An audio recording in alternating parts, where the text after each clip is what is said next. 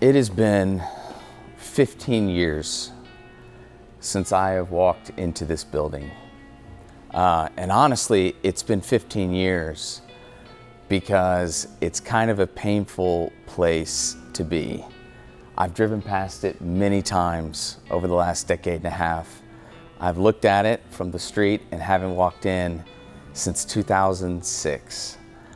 This is the location of what was going to be my family's second restaurant. It is the location of a broken dream. It is the location where there was so much blood, sweat, and tears invested into this place. And when I say investment, I mean the walls, the decoration of some of the tin that ended up going up on the walls, decorating the bathrooms, the menus, the backgrounds, the whole atmosphere. Matter of fact, it was in this room that my grandmother, who had passed away, would be here every Friday night. I'd have another uncle tending bar, and I'd have another uncle singing, and family and friends would get together every single weekend. It was a dream, but it was a dream that would only last for about 2 years.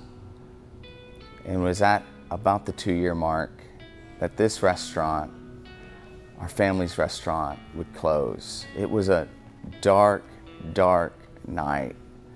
Our whole family huddled together on our couch. Our father walking in, all of us waiting for him, and just him reminding us of his love for us. But as a family, it just felt like a death. So many memories standing in here and remembering those 2 years. Wow.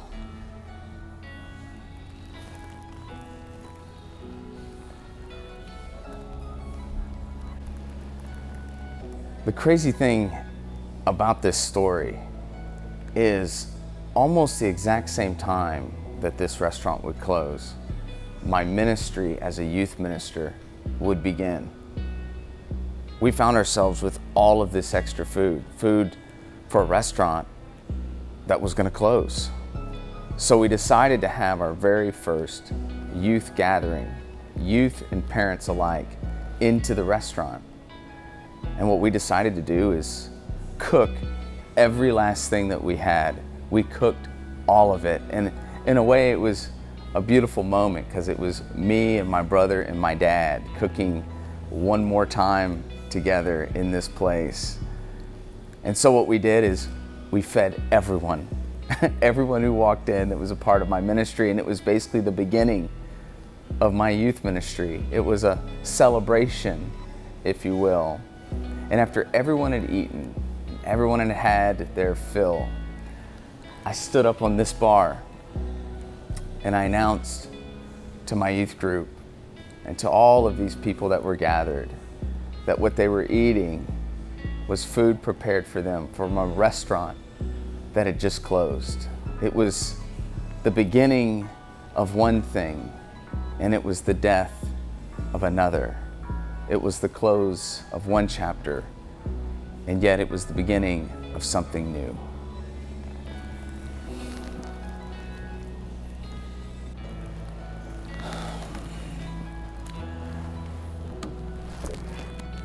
So, for me and my family, that really was our Last Supper here. It's interesting. At the time of Jesus, his disciples, they would celebrate this meal going all the way back to the children of Israel when God had delivered them out from under the outstretched arm of Pharaoh. And they would have this meal, this Passover meal, to remember God's faithfulness and goodness in their life.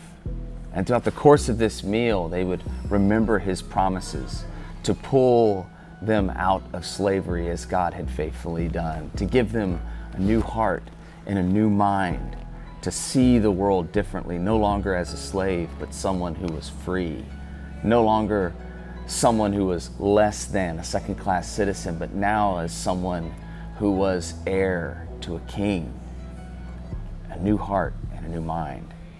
Another promise that They would have protection from God, that he would protect them. And then, of course, the final promise that they would celebrate and drink to and remember during this Passover meal would be that he would come back and take them to be his own, as a husband would a bride.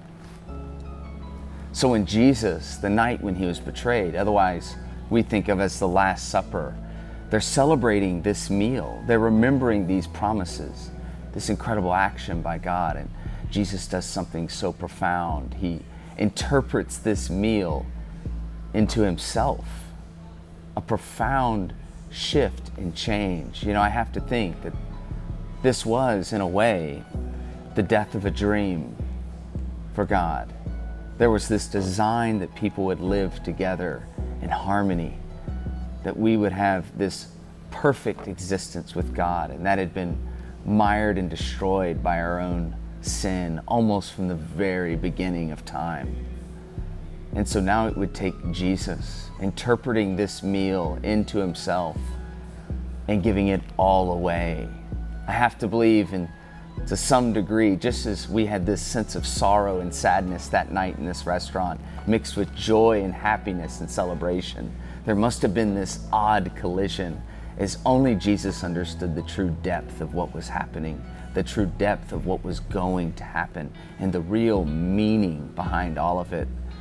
The disciples were confused, not really on his page, celebrating, remembering, and at the same time kind of mystified by some of what Jesus would say, and definitely what Jesus would do that same night when he would be betrayed. You know, it's in this meal and during this time that we see in Matthew 26:29, Jesus says this, "I tell you, I will not drink from this fruit of the vine from now on until that day when I drink it new with you in my Father's kingdom." Scholars believe that Jesus would drink to that meal, being taken out of slavery, being given a new heart and a new mind, and even that I would come back. You know, that would be the work of Jesus, that he pulls us out of slavery from sin, death, and Satan. You know, he gives us a new heart and a new mind. We find value in him, even when the world tries to throw us away. It's Jesus that says, "This is why you have value. You are mine. I bought you with a price." See? And then that other promise that I'll come back and take you to be mine, as a groom would come back for his bride. But in this verse, Jesus would not drink again. Scholars believe he didn't drink to the promise of protection. Jesus wouldn't drink to the promise of protection because Jesus would go into the garden. And Jesus, after he was beaten and wrongfully tried and convicted, mocked and ridiculed and hung up on a cross, would drink every last drop of the cup of wrath as he would use and say the words, "It is finished." This meal, we call it today communion. Those words that Jesus spoke 2,000 years ago, we receive to this day, trusting that he is present in, with, and under simple bread and simple wine. Only the power of God can meet us and deliver us here 2,000 years later, and yet in the present. And that's what Jesus does through this incredible meal, giving us grace, mercy, and love. We get to taste the gospel, taste and see that the Lord is good. You don't have to tell you, I have looked all over this restaurant, trying to find anything that I remember, and it looks so different in here. I recognize almost none of the things around me right now. Ironically, the only thing that looks similar to what I remember is the floor, the foundation. Our foundation is Jesus. Our foundation is the character of Jesus. Our foundation is the promises of Jesus. Our foundation is the death and resurrection of Jesus. See, God is always doing something new. In this meal, he never changes, and yet he's doing something new in you and in me. So this isn't my family's restaurant. It is new, it is different, but it's still serving the community, still feeding the community to this day. So you know what I'm gonna do? I'm gonna have some barbecue.